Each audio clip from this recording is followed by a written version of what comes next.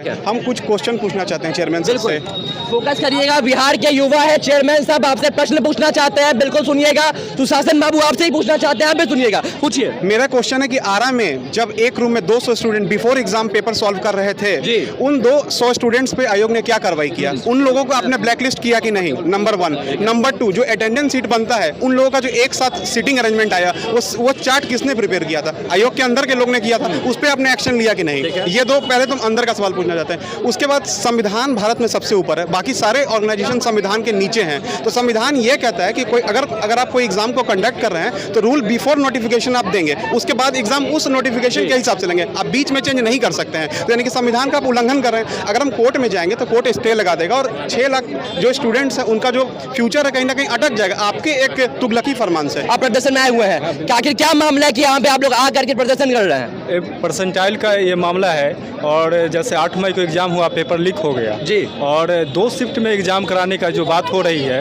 ये सारा इंसाफ है, क्योंकि आपको पता नहीं चलेगा कि कौन से स्टूडेंट कितना उसका लेवल है, कौन से शिफ्ट में पढ़ जाता है, और इससे क्या होगा, एक अनफेयर एग्ज़ाम हो जाएगा, क्योंकि बहुत सारे स्टूडेंट तैयारी करने वाला कि एक एग्ज़ाम में एक बीच में आकर जो आए अतुल प्रसाद सर, तो वो एक ऐसा कर स्टूडेंट का 8 मई को जो पेपर लीक हुआ उसमें स्टूडेंट के क्या गलती थी? स्टूडेंट का गलती कुछ भी नहीं थी, और जब एक ही सेंटर में पड़ गया, कहीं ना कहीं आयोग का ही गलती से ये चीज़ हुआ, तो कहीं उसका कम से कम वो अपनी तरफ देखे। क्या ना, आइए आप लिए हुए हैं यहाँ पे बीपीएससी पीटी परीक्षा एक ही दिन और एक ही पाली शिफ्ट में होनी चाहिए, क्या नाम हुआ आपका? नाम बताइए। सर मेरा नाम है मोहम्मद कैफ, हम वाल्मीकि नगर से आए हैं जी, चंपारण डिस्ट्रिक्ट से। मेरा कहना है कि अगर समस्या से भाग चंपारण से आप पटना आए हैं जी, अगर बीपीएससी समस्या से भाग रही है तो ये समाधान नहीं हुआ। अगर एक बार में पेपर लीक हो रहा है तो क्या गारंटी है दो शिफ्ट में पेपर लीक नहीं होगा? बिल्कुल हो सकता है 2 बार लीक हो जाए पेपर। अगर आयोग चाह रही है कि यहाँ सही से हो तो इसको लीगली तरीका से करे पहले। अगर नोटिफिकेशन के बाद बदलाव हो रहा है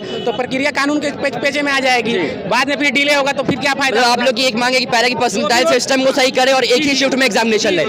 होना ही नहीं चाहिए बताइए क्या नाम हुआ सर? आपका नाम बताइए। प्रिंस कुमार झा जी। सबसे बड़ी बात यह है कि अब 2 शिफ्ट में लेंगे तो आप रिजर्वेशन सिस्टम को कैसे फॉलो करेंगे? मान के चले कि सर ने बताया कि 3-3 लाख में 2 शिफ्ट का वर्गीकृत करेंगे, और पहले दोनों शिफ्ट से 5-5 हज़ार स्टूडेंट्स को वो सेलेक्ट करेंगे, ठीक है?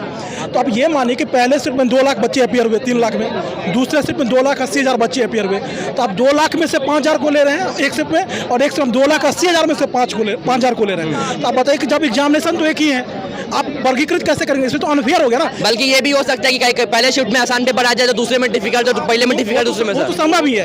अगर 2 लाख में से अगर 5,000 को लेंगे तो उसका कट ऑफ कम जाएगा, और 2,80,000 में से जब 5,000 को लेंगे तो उसका कट ऑफ ज्यादा जाएगा। जब एग्जामिनेशन तो एक ही हो रहा है, अगर इसको हम क्लब करके एक एग्जाम कर देंगे, सब पहले अभी तक होता आया है, तो सबके लिए फेयर हो जाएगा। क्या नाम हुआ सर? आपका नाम बताइए, आगे बताइए। मेरा नाम चंदन हुआ और हम पटना के रहने वाले हैं। ये 2 शिफ्ट में करके ये बड़ा लेवल पर और जो है ना क्वेश्चन आउट करने। सुनिए अध्यक्ष महोदय, मुख्यमंत्री जी बड़ा ध्यान से सुनिएगा। यहाँ पे जो लोग भी सवाल उठा रहे हैं बिल्कुल सही सवाल है कि एट रैंडमली जो आप है परसेंटाइल सिस्टम लेके आ जा रहे हैं, 2 शिफ्ट में एग्जाम ले रहे हैं। यूपीएससी में या किसी भी सिविल सर्विसेज में आज तक ऐसा नहीं हुआ है कि आप 2 शिफ्ट में एग्जामिनेशन ले लीजिए, लेकिन आज जो ये हो रहा है, यूपीएससी में अगर पीटी होता है तो सीसेट शाम को होता है और सुबह में प्रीलिम्स वाला पेपर होता है, लेकिन एक ही एग्जाम का 2 पेपर में और 2 शिफ्ट में एग्जामिनेशन नहीं होता है। तो इस पे आप ध्यान दीजिए, बताइए। जैसे 2 पेपर हम लोग देते हैं जी, 2 दिन एग्जाम देते हैं, तो दोनों में नंबर चेंज आते हैं हम लोग। तो ऐसे कैसे हो सकता है कि एक ही पेपर जब एक एग्जाम ले रहे हैं तो एक ही दिन लीजिए? क्योंकि हम लोग 2 बार एग्जाम देंगे। अगर 20 और 22 को जैसे डेट दिया गया है, तो हम लोग 20 को देंगे और 22 को देंगे, तो कभी 100 भी आ सकता है, कभी 95 भी आ सकता है। कि जस्ट बगल में दे देते हैं सेंटर देंगे। जैसे हम पटना में रहते हैं तो हमको पूर्णिया में दे देंगे 300 किलोमीटर, तो भाई 300 किलोमीटर हम कैसे ट्रैवल करेंगे? फिर आएंगे और फिर हम 24 और 25 को ऑप्शनल पेपर लिखेंगे, तो मतलब उसका ऑप्टिमेट, मतलब एक तरह से स्टूडेंट के मेंटल पीस के साथ खेला जा रहा है, उन लोग को टॉर्चर किया जा रहा है कि हाँ। और अध्यक्ष क्या मतलब ऐसे ही कैजुअली बोल देते हैं कि अच्छा वहाँ से प्लेन से आएगा और फिर यहाँ से कार करके चल रहा है। अच्छा, बिहार जो है स्पेशली अगर हम बात करते हैं सरकार की, भारतीय सरकार की, तो वो आपको आश्वासन देगा कि नहीं हम करेंगे, लेकिन उनका जो आश्वासन होता है हवाई में होता है, बोल दिए, अब सिर्फ बोलना काम है, अब वो धरातल पे लागू होगा कि नहीं होगा वो नहीं होगा। अगर आप लोगों की मांगे पूरी नहीं की जाती हैं तो आप लोगों का अगला कदम क्या होगा, ये बताइए। धरना देंगे। अगला कदम होगा कि हम शांतिपूर्ण धरना ही देंगे। जब तक आयोग उस बात को सुनती नहीं है तब तक हम लोग धरना देंगे।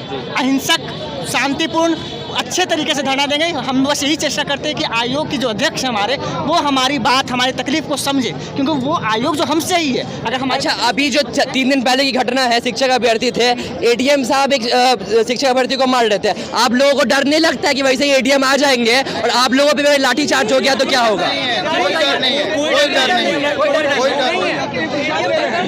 बनने के लिए ही तो एग्जाम दे रहे हैं, पर उनके ऐसे एडीएम बनना नहीं है हम लोगों को। उनको तो शर्म आना चाहिए कि किसी अभ्यर्थी को आप किस तरह से मारे। उनका ही बच्चा होगा, जिस तरह से उनको माथे पे मारा है, उनका फ्लैग पे आपने वार किया है, बेचारे हाथ में झंडा लिए हुए थे। ऐसा लगता है कि एडीएम साहब बिना परीक्षा पास हो गए और सिलेक्शन ले लिए। जब उनको लगता है कि कोई घूस लेके बैठे हुए जब कोई विद्यार्थी शांतिपूर्ण अपनी मांग कर रहा है, उनको सुनना चाहिए।